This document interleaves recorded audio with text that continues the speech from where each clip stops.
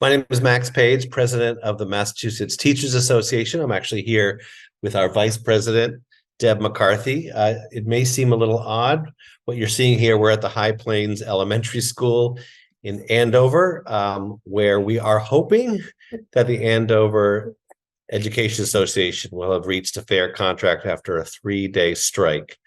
And it's been an incredible moment here, looking at seeing incredible solidarity. And I think, check the news later on. We hope it'll all be done. You may hear cheers in the background.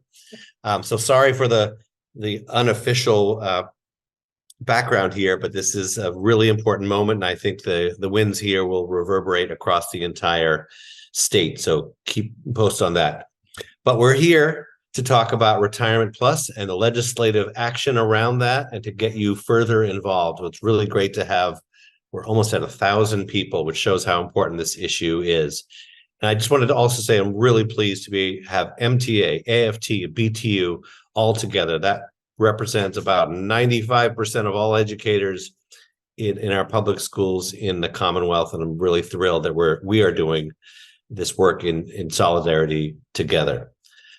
So today we're going to have a number of speakers, but really short. And we're also going to have a presentation about Retirement Plus, where we are, what the issue is, and the legislation that we want to use to solve this problem that has obviously affected a lot of people. And we're going to try to win using the solidarity and the power that we all together have been building over the past years to try to win this for everyone.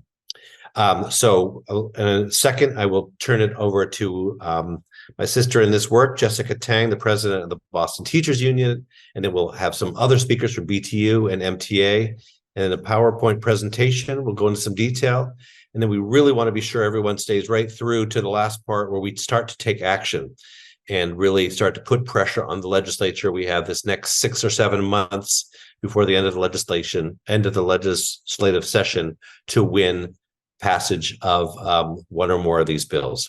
So let me turn it now over to Jessica Tang, president of the Boston Teachers Union. Thanks so much, Max, and good evening, everyone. As Max shared, I'm representing the Boston Teachers Union as serving as the president, also AFT Mass as one of the vice presidents there as well. And we are super thrilled that everyone is here tonight because we do believe that we have some momentum going to finally resolve this issue. I'll just share very briefly. When I became president in 2017, I was approached by 3 of our rank and file members, Chris Leone, Ted Chambers, and Amy Pacitelli. And they said, hey, we've been told for years that there's no way that this is going to be fixed. It's impossible, that it's just not worth the effort because there's just no possibility. But can you help us? And what I said to them was, listen, I think that the only way to find out is if we try.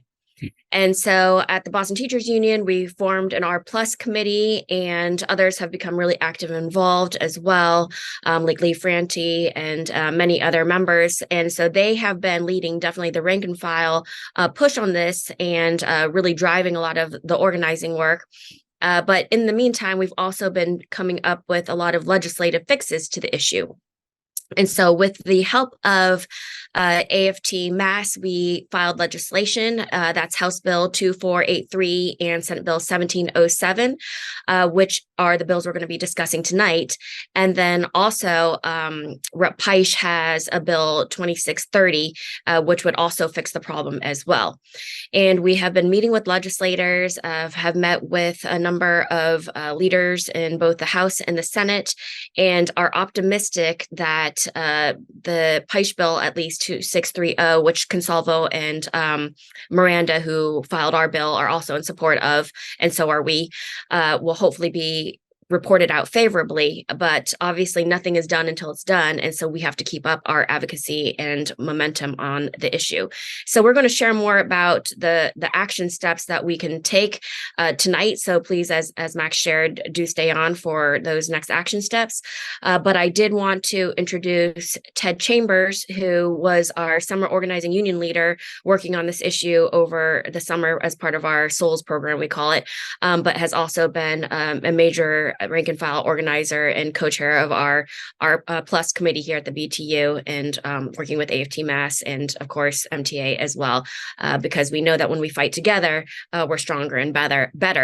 We've seen that with question 2, with the ballot questions, with SOA, and now of course with the Thrive Act. So with that, let me pass it to Ted, who's going to share a little bit more about the rank and file organizing work. Thank you, Jessica. Also, thank you, Max and Deb, and thanks to all the other panelists that are here and helping to do the work, and to the members of the R Plus organizing committee that got this started so many years ago. So I'm going to keep this really short. A lot of this has been driven by rank and file organizing, and up from the bottom, organizing the tap-in, and many of you that are here are participating in this webinar today are part of that. You've been a huge part of this. And essentially what's happened over the last year or two is as we've worked our way through the state legislature, we've organized rank and file members there to support us. We've appealed to the mid-level leadership, and now we're getting ready to sort of do the final push and start our direct communications with the upper ranks of the leadership. And it's going to be very important that, and my message is going to be consistent. If you've been on the Facebook page, you've heard me say this a million times. And if you haven't been on the Facebook page, please sign up. But if you've heard me say it a million times, stay positive, stay engaged, and make sure that your communications with your state reps and your state senators are cordial. We have made the case. We have definitely been heard on Beacon Hill. And now we are going into the final stages that the terrific organizers of the B2 and the MTA will talk more in depth about. And your active participation in this is going to be absolutely critical at certain moments. So anytime we all reach out to you through the various methods, either through email or action calls, any of those things, we need you to do absolutely everything. We need every single person rowing in the same direction at the same time. That means we need everybody emailing. We need absolutely everybody calling. And we need as many folks as we possibly can to go and meet in person with your state rep or state senator, preferably in your district. I think that's going to be easier. It's a better way to communicate with them. It's a little more down to earth and probably less intimidating for lots of you. But we're here to absolutely help make that happen. So we are optimistic.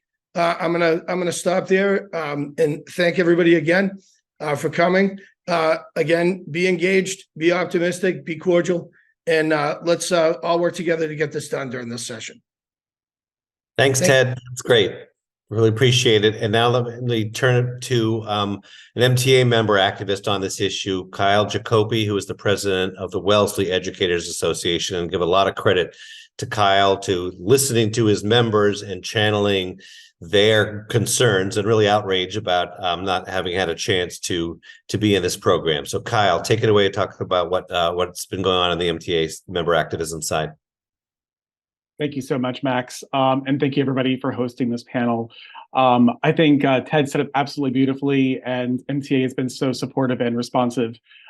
We have stayed positive and we've listened to our members, and we have heard resoundingly that this is not only a fundamental fairness issue, it is truly an equity issue. The first member who came to me, my colleague at the high school, Julie Trask, was actually on parental leave, on maternity leave, when all this went out. And when you're on maternity leave back in the day, even somewhat now in many districts, you're not really a person. You're taken off the rolls. And so when that reporting actually, when it came time to actually get the reporting of who's in the district and who's accountable, several members in my district were not reported.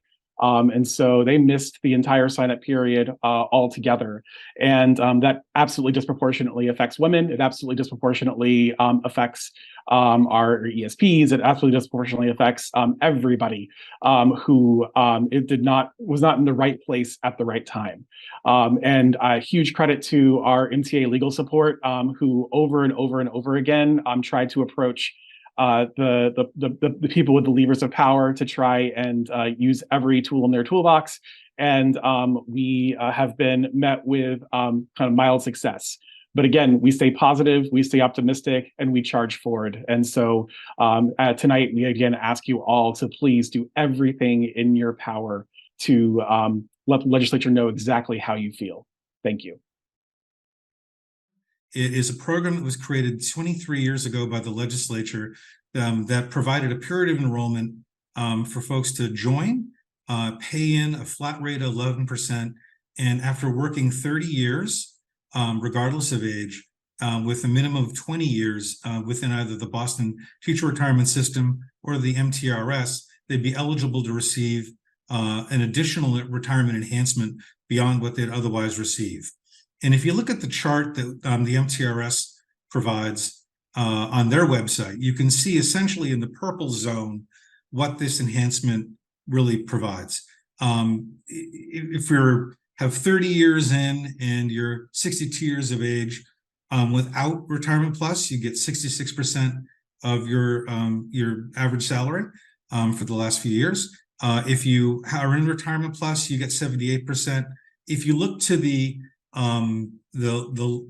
lighter lavender, you can see folks who received the maximum benefit of being moved up from, variously 68% to 80, 62 to 80, 61 to 80, depending on their age and the number of years they put into service. Just to be clear, I'm sure many of you have seen this already. This is something that's available on the MTRS website. So I recognize the screen is small, the numbers are small, it's hard to see, but you can look at that at your leisure. Really the point on this, since I know most of you already know a lot about MTRS and the Retirement Plus more than I do, it's that this is a really profound benefit. And so it's a profound benefit that so many of you in AFT, BTU, and MTA are missing. So how did this happen? I think Kyle Jacoby did a great job of laying that earlier. There are people who were on leave. There are people who moved. There are people who submitted their forms to their local business agent, their business manager, I should say, and thought that they were enrolled, were told they were enrolled, and found out that they weren't. This is a world, in a rare world, in which 9 plus 2 does not equal 11. So there are an awful lot of folks who are paying in 9 plus 2, who even heard from their personnel office at their local school district, that they're paying in 11%, they're paying in an additional amount, they're in Retirement Plus, and in fact, the MTRS or the Boston Retirement System, in fact, did not have them categorized as being enrolled. Obviously, lots of communication problems, or people who, for whatever reason, didn't receive the forms, as Kyle mentioned earlier. So this is a big challenge, and it's something that our legal division has been working for years to solve. I'm Sean King, MTA Government Relations Division. As Jessica mentioned, there have been 3 bills that really have been filed that focus on this issue. All of them deal with teachers as defined in Chapter 32 and also through regulation. They are teachers who were hired before July 1st of 2001, which has been mentioned. And as Ashley just mentioned, they focus on teachers who, as they refer, failed to elect to join Retirement Plus. And the default there, when someone fails to elect, when the paperwork doesn't get returned to the retirement system, is that they are not enrolled in Retirement Plus. The default is that they are a 9 plus 2 person. One of the questions that I'm certain I will be asked, or others will be asked at the end, that I'll try to answer right now is, what's this going to cost me? And if this bill passes. And that's a difficult question to ask, because until we see actual final language on a bill that's been signed into law, it's hard to say. But we do know there was a similar law that passed last session that dealt with people who were hired after this date, not identical but similar. And the requirement there was that the teacher make up the difference between what they were currently contributing and the full 11%. So many of you are, and we refer to as what we refer to as 9 plus 2. So that's 9% of your total salary plus an additional 2% for everything earned over $30,000 a year. The difference there is $600. So if you were to do simple math and take a person who had worked for 22 years, let's say, 22 times 600 equals $13,200. The MTRS allows this to be paid back, and traditionally, or often in these types of cases, in installments or in a lump sum. If it's installments, there would be some interest charged, but that would be the choice of the participant, whether they wanted to deal with that. The next slide deals with the legislative roadmap. And this is sort of where we've been. And then after this, I will deal with where we're going and where we want to end up. So the bills were all filed in January, and along with 7,000 other bills. Now, to give you some scope on what's happens with the legislative session, this has not been moving quickly. Of these bills, only 63 have been signed into law, and only a handful of them deal with major policy changes, or policy changes of significance. Many of them are, liquor licenses, bridge naming, sick leave banks, important things, but not things that are, that take a lot of work from the legislature. So we're trying to break free from these, from the other bills and from right now a lot of things that aren't going to move.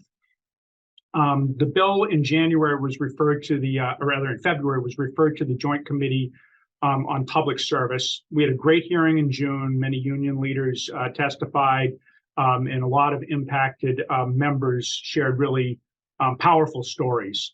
And now the bill sits in front of the committee with for them to review. And in the next slide, so that's where we are today. And this is where we're going in the future. So coming up, there is a date which is referred to often as Joint Rule 10 deadline, which is just a line in the sand at which the committees, and this applies to most other committees, are required to take some kind of action on a bill. They can report a bill out of committee favorably. They can report it out unfavorably. They can send it to a study, which is a kinder way or a kinder verbiage used to kill a bill. And they can also ask for more time, which is referred to as an extension order. We obviously want a favorable report from committee. Knowing that the bill, it's possible that the bill is redrafted at this position or at this point, there's also opportunities for it to be amended with each committee that goes through, and each time it's voted on it on the floor of each chamber. Once the bill is reported favorably, and then again, that's our big push at this point and our big focus, it would likely be reported to one of the two committees on Ways and Means, either the Senate Committee on Ways and Means or the House Committee on Ways and Means. At this point, there is no hard time clock, deadlines on which a committee needs to take action. There are some time constraints, though. July 31st is the end of what is known as formal sessions. So this is the point at which all bills that require a roll call vote need to be taken up and moved to the governor's desk. After that point, the legislature still moves bills through what's called informal session, but it takes only one member of the 200-member legislature to stand up and say, no, I don't want that bill to move. So clearly, the goal is to get bills out of committee, out of the Public Service Committee in this case, quickly, and to the governor's desk before the end of the day on July 31st. Now I'd like to kick it back to Jessica to talk about next steps and what you can do to help get this bill through. Thanks so much, Sean. So appreciate that summary. We are definitely in the point where we need to take some action. So as I shared previously, we are optimistic. We did meet with Rep. Gordon, who is the chair of public service of the Joint Committee on Public Service. We've met with Consalvo, Miranda, and Paish, and do want to shout out and thank Kyle from Wellesley, because I think that their advocacy in particular was really important in getting Paish to file the bill as well. And so while we are optimistic, now is the time to kind of continue to put some friendly pressure on our legislators. And so there's three specific things you can do. So one is to contact your own legislator. Either call, or you can use the scan here to send a message or an email. But let them know, this is these bills are really important to you. And if you can, personalize the story of why it's important to you and ask for their support. And not only ask for their support, but ask them to then also contact their leadership, Speaker of the House and the Senate president as well, because when they bring how important the bills are for their constituents to their leadership, then it helps to get more traction and to make sure that this issue, which is competing against 7,000 other bills, continues to get the attention that it needs to see this through, right? So that's step one. Ask your legislators for their support. Let them know how important this bill is to you. Second, we need to contact Aaron Michaelwitz. He is the chair of Ways and Means, a really important position in the state legislature. And again, ask him for support for these bills and to see them out favorably. And of course, the speaker, Speaker Mariano, particularly if you're a Boston teacher or a Boston educator or Boston resident, I should say, I'm sorry, or a Quincy resident. This is particularly important because Michaelwitz is in Back Bay in Boston and Mariano is in Quincy. So anyone, though, can contact both the chair of Ways and Means, Michaelwitz, and Mariano to let them know how much this is an important bill to you all and to ask for their support as well. And then the third thing you can do, and this is important, is to thank our friends. So Rep. Gordon, we had a great meeting with. We need to thank Rep. Gordon for his support to make sure that he does follow through with hopefully reporting this out favorably from his committee, but also to thank Paish and Consalvo Miranda for their support in filing these bills. And if your legislator has already signed on to these bills, to thank them as well. Again, it's kind of just like a friendly way to remind them, hey, appreciate that you signed on, but we still need your support and we still need you to elevate the issue to your leadership and still need your advocacy to make sure that the bill is reported out favorably and that it can be moved out after the recess. Jessica, can I just jump in and urge people to do it right now? At least the first step. Get the QR code, or you've seen in the chat the link. Let's just do it right now. It's very quick. And let's get them 1,000. I'm looking at this, about 1,000 people. Get 1,000 emails to the legislators. Let's do that right now if people can. And of course, then distribute that out to your networks. Put it on Facebook. Let's get a lot of things going here so that they really go, what the heck is going on? and they really see that there's a ton of people out here wanting to get this done this legislative session.